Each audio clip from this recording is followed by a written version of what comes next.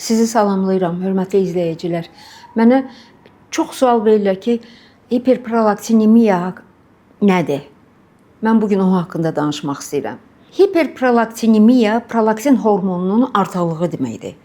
Bilirik ki, baş beyində hipofiz vəzin ön payında prolaktin hormonu ifraz olunur.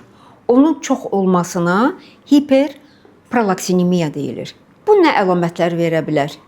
Birinci növbədə süd vəzindən maye süd gəlir. İkincisi, aybaşı gecikir. Aylarla, hətta illərlə gecikə bilər. Üçüncüsü, ovulyasiya baş vermir. Yəni, yumurtalıqda yumurta hüceyrə yetişib partlamadığına görə hamiləlik baş vermir. Qadınları bu çox narahat edir. Bunun səbəbi hipofiz vəzdə olan prolaktin ifraz edən hüceyrələrin adətən hipertrofiyasıdır. Bu mikroadenoma, makroadenoma şəklində və yaxud da ki, boş türk yəhəri şəklində özünü biruzə verir. Əziz qadınlar, əgər sizdə aybaşı gecikirsə, əgər süd vəzlərində gərginlik, şişkinlik, süd ifrazı varsa və ovulyasiya baş vermirsə, hiperprolaktinemiyadan şübhələnə bilərsiniz. Nəticəsi nə ola bilər? Cavan qadınlarda hamiləlik baş vermir.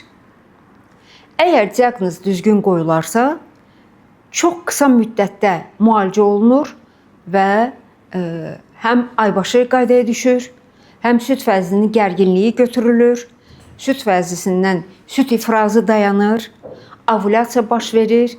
Əgər qadın ərdədirsə, əlbəttə hamiləlik baş verir. Əziz xanımlar, sizdə bu üç əlamətdən biri varsa, mütləq ginekoloqlara müraciət edin, ginekoloq endokrinoloqlara müraciət edin. Onlar sizi müalicə eləyəcəklər. Diaqnozu çox rahat qoyulur. Qanda prolaktini təyin eləməklə hiperprolaktinemiya diaqnozu qoyulur. Bundan başqa, əgər prolaktinin miqdarı həddindən artıq çoxdursa, baş beynin MRT-si çəkilir.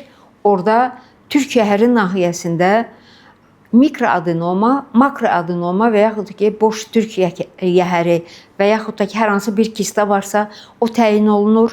O da müalicə olunur, əziz qadınlar. Qorxmayın.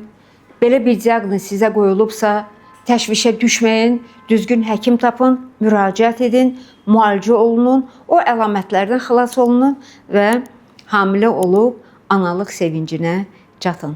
Diqqətinizə görə çox sağ olun.